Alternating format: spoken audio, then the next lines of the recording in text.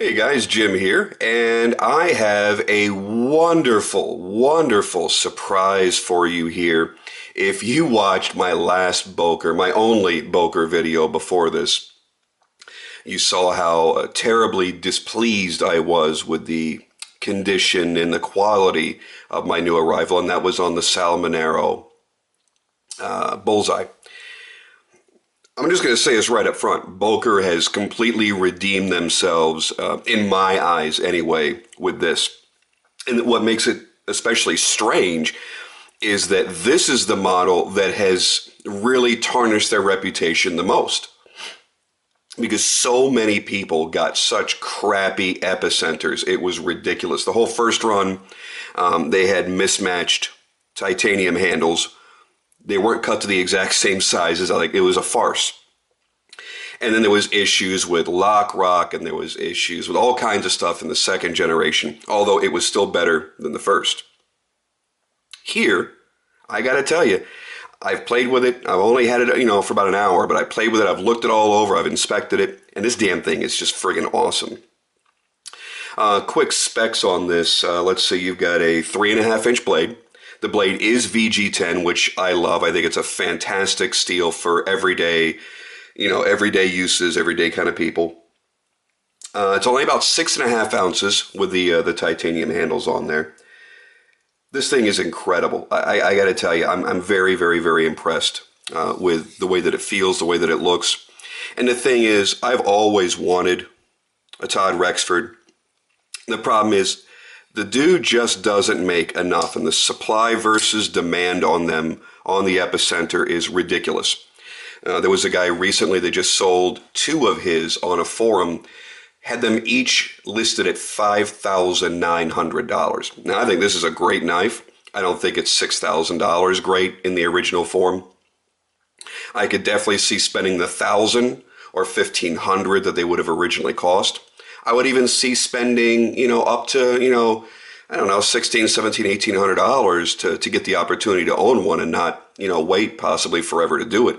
But I couldn't justify $6,000 on a knife like this.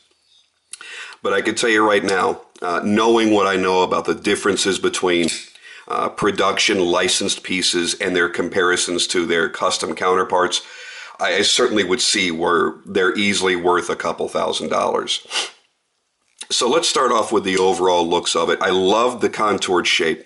What they did is they have 3D machined titanium on either side, so you get a nice contour, a nice roundness to it. Super high quality, and obviously it's going to cost more money to do it like that.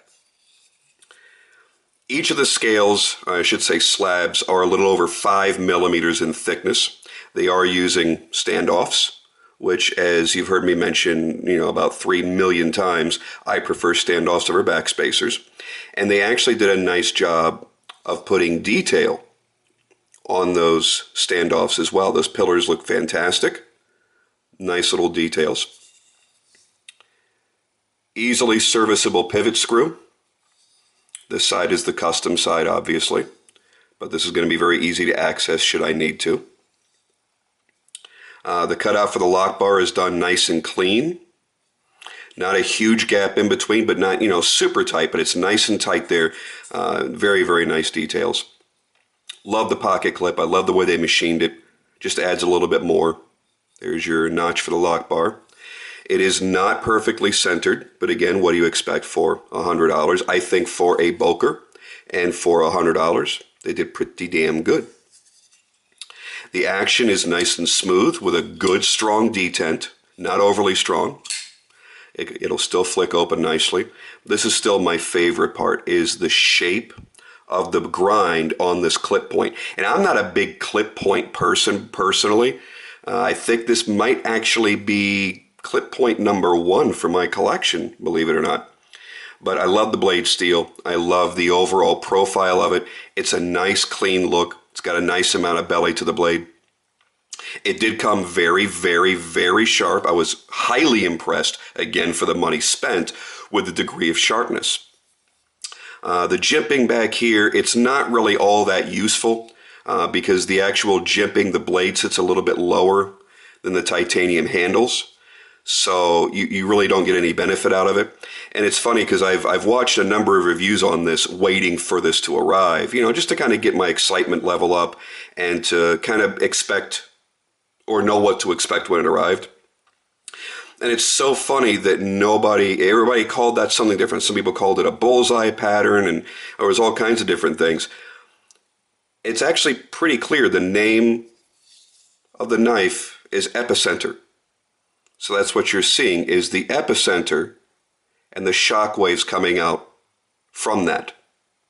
Because the epicenter would be the point underneath the Earth's crust where the earthquake would have originated and sending the shock waves outwards. So that's what's being replicated. That was the intent of the design.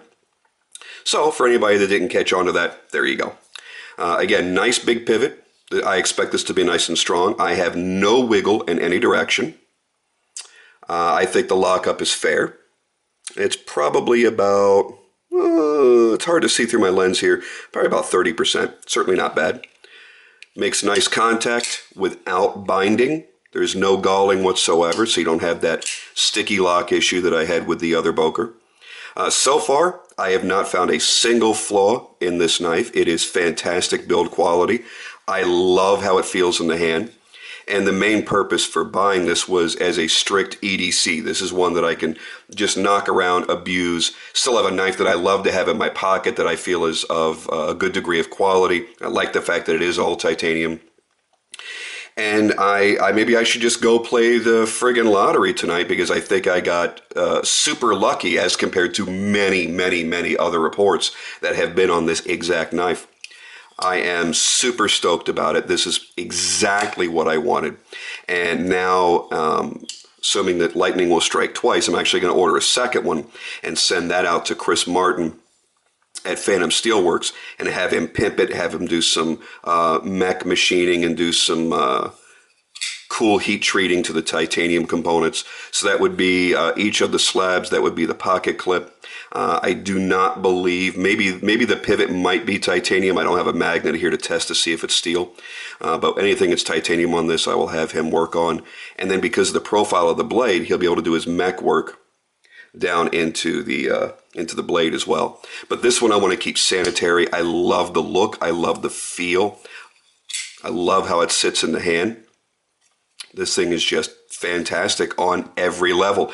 I'm blown away. I'm very surprised. I'm very, very happy. If you shop around, you'll actually get some great deals. I think I scored this for, was it 104 or 109? Most places are around 120 to 130, but just use Google and then use the shopping portion, and you'll find it. I don't remember. I think I got it from a guy on eBay, as a matter of fact, and it popped up in that shopping search. And boom, I just said, what the hell? Actually, it was 102. I paid 102, delivered, free shipping. And it got here in like 4 business days. And that's pretty damn impressive. So very pleased. This will be a daily carry. I will report back in a few months to let you know how it held up, if it still exuded the same amount of quality as it does today on the day that I receive it. That is gorgeous. What a sexy knife. And yeah, I mean, if I could get my hands on a real Todd Rexford Epicenter, I would go nuts. I really would. I just won't spend the money that they command. And I won't say if they rightfully command that money or not. Because until I've held one and until I've used it, I couldn't honestly tell you that. Maybe they are worth $6,000. They're just not worth $6,000 to me. But for what Todd charges when he makes them, yeah, I would certainly pay that. This is just fantastic. I'm blown away. Really nice finish on the blade. They did an excellent job. So kudos to you, Boker. You still suck when it comes to the other knife, but that's a different story. I'm very much in love with this. So there, nice quick look. That's one of my shortest videos ever. If you have any questions or comments, please feel free to leave them down in the comments section. I'd love for you guys to like the video, help me get a few more subscribers, spread the word. Just trying to grow my channel just a little bit more before I do. Maybe I'll do some kind of giveaway or something in the very near future. Maybe we'll set up for 2,000 or 3,000 subs. We'll do something crazy, special, and cool. Anyway, I will talk to you guys later. I'm actually going to be doing a video in a few minutes here on another new arrival, so keep your eyes out. Got more videos coming. Thanks.